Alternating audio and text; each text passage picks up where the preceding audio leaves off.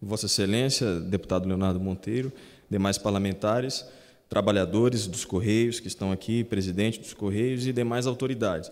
O que eu vou falar aqui, nesta manhã, é fruto de mais de 3 anos de projeto de pesquisa no Departamento de Geografia da USP. Então, essa pesquisa teve financiamento público e os resultados estão públicos, publicados. Então, eu gostaria, inclusive, de convidar os interessados, que eu acredito que todos que estão aqui estão interessados, a tomarem conhecimento desses resultados para que o debate não fique também restrito, né, a essa sessão. Peço, inclusive, a Vossa Excelência, deputado Leonardo Monteiro, um pouco de consideração com o meu tempo. Não quero exceder muito, mas eu preciso... O que eu vou apresentar são os principais resultados dessa pesquisa, né, que é uma pesquisa recente, publicada esse ano. Primeiro, que essa pesquisa, que aqui, pela presidência dos Correios, foi apresentado, se essas novas tecnologias elas estariam diretamente relacionadas com esse suposto declínio das correspondências postais, ou um suposto fim dos Correios, o serviço postal não ser mais uma atividade contemporânea, uma coisa do passado, na perspectiva do território brasileiro.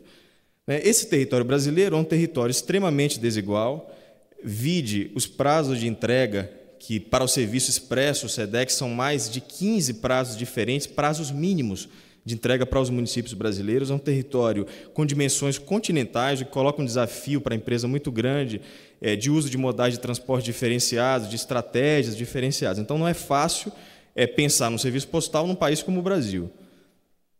Mas o território brasileiro ele se apresenta como um território que eu chamo de postal dependente. O território brasileiro depende do serviço postal. Por quê?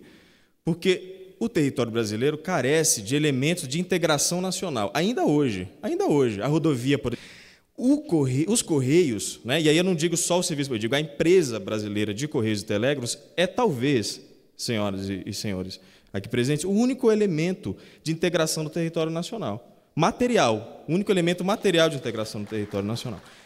Esse elemento, ele não é discutido, essa discussão ela passa ao largo disso, né? A discussão que os senhores escutam aqui, ou na mídia, em outros lugares, é uma discussão que é contábil, um raciocínio abstrato, ou é uma discussão conjuntural de 2 ou 3 anos, né? O que eu convido é para que se preste atenção no que nós estamos tratando de um elemento de integração nacional, e não é qualquer um, né? Já foi dito aqui, com agência em todos 5.570 municípios brasileiros, privilegia todas as unidades da federação. Se os senhores analisarem os mapas dos serviços mais rápidos, todas as capitais federais e as cidades pequenas, distritos, etc. O fluxo, também a pesquisa revelou que o fluxo postal no Brasil ele é majoritariamente regional. O que isso significa? Que não é um fluxo vertical de postagens nos grandes centros, como São Paulo e Rio de Janeiro, e consumo dessas postagens e entregas nos outros lugares. Ele é, principalmente em todas as regiões do Brasil, um fluxo que fica restrito às regiões Nordeste e Norte. Isso coloca a importância regional dos Correios, que também não está no debate, né?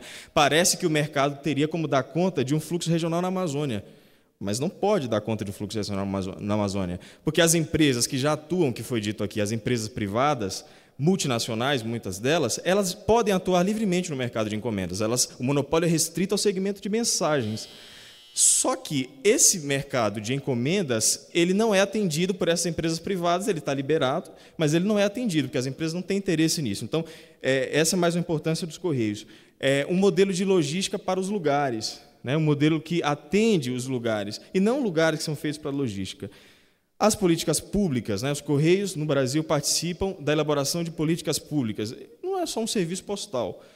As políticas, como o deputado Leonardo Monteiro já listou aqui, no Brasil, quando se fala, seja pela privatização e a consequente não oferecimento do serviço em lugares não lucrativos, o que nós estamos falando é entrega de vacina não ser realizada, entrega de livro didático, e aí acabou uma possibilidade de fazer uma entrega do Plano Nacional do Livro Didático PNLD em todos os municípios ao mesmo tempo e começar um calendário escolar, concursos públicos no Brasil, como fazer uma logística de entregar coisas ao mesmo tempo em todos os municípios, né, no Brasil. Como fazer uma avaliação das provas do MEC. Alguém se pergunta como é feita, por exemplo, a prova do Enem, que começa no mesmo horário em todos os lugares.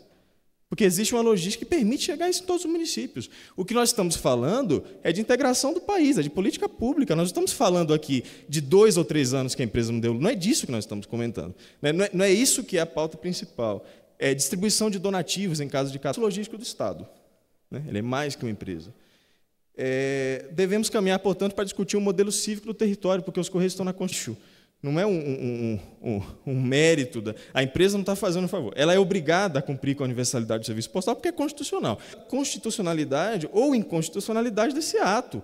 Porque quando você... Ou as localidades que estão sem entrega domiciliária, elas já estão sem entrega domiciliária. Tem que ser discutida a inconstitucionalidade. Todos os entes federados, todos os municípios gozam do mesmo privilégio na nossa Constituição de 88. Eles estão sendo privados de um direito constitucional. Isso tem que ser discutido. Integração material geopoliticamente é totalmente não interessante para a soberania nacional, porque as empresas multinacionais de Correios que fazem lobby no judiciário, no legislativo brasileiro, no executivo, elas são as mais interessadas nesse mercado, conforme os resultados que estão apresentados na pesquisa. Portanto, a redução da atuação dos Correios no território brasileiro significa o aprofundamento da tal crise. Portanto, essa crise que se coloca, ela seria aprofundada. Por que ela seria aprofundada? Porque você priva os lugares de uma possibilidade de integração. Você os afasta disso. Portanto, não é uma crise só da empresa. E é preciso questionar se essa é uma crise contábil, se essa é uma crise econômica ou se essa é uma crise política, de fato. Privatizar os Correios significa, portanto, reduzir o Estado. Os Correios, ao longo desses 350 anos, não entregaram somente do território nacional, eles participaram da consolidação da fronteira, no projeto do Brasil. É disso que se trata. Portanto, menos Correios é menos Estado, e, portanto, menos cidadania nos lugares. Diria ainda que o serviço postal, mais do que uma mercadoria, o serviço postal ele é um direito. E é preciso discutir nesses termos também. O serviço postal como um direito universal, e aqui universalidade e livre concorrência se apresentam como princípios contraditórios. O Correio tem um compromisso com a universalidade, não com a livre concorrência, pelo menos no caso do que registra a legislação brasileira. Por que o Correio tem que ser um serviço público? Porque o Correio trabalha com todos os agentes sociais. Os Correios trabalham com o Estado, com o mercado, os Correios atendem todos os agentes indiferentemente. Todos os agentes, pessoas físicas, jurídicas no Brasil, são atendidos pelo Estado. A pergunta é como que o mercado pode dar conta de um serviço, talvez o único, que atende a todos os agentes, e tem que atender indiscriminadamente a esses agentes, porque há um princípio que é o de inviolabilidade da correspondência. A correspondência tem um princípio de sigilo. A pergunta é como o mercado pode fazer isso, cumprir com esse princípio. Tanto que a universalidade do serviço postal, a sua presença em todo o território nacional, esses fluxos regionais que eu mencionei, a logística de Estado praticada pelos Correios, as políticas públicas, a sua importância social, econômica, política, territorial, todos esses elementos eles convidam à imperiosa defesa do Correio Público no Brasil, convidam a uma defesa. O Correio é um patrimônio do Brasil. E essa história de que o Correio é uma empresa, desde 1969. Antes de 1969, o serviço postal não era orientado para o lucro, portanto, é uma parcela muito pequena da história dos Correios. O Brasil precisa, portanto, valorizar seu serviço postal, é isso que ajudaria a superar essa crise, no meu entendimento, fortalecendo a empresa pública de Correios, fortalecendo através de coisas, garantindo o serviço a todos os entes federados, estados, municípios e União.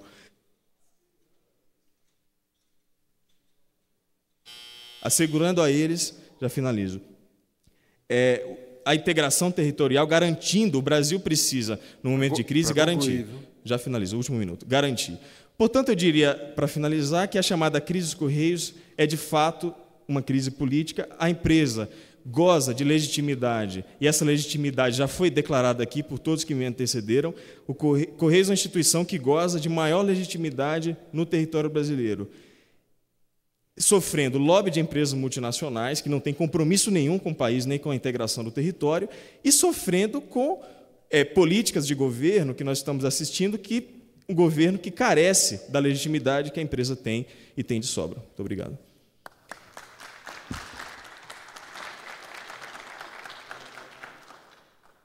Muito obrigado, Igor. Passo a palavra agora ao Elias Cesário Brito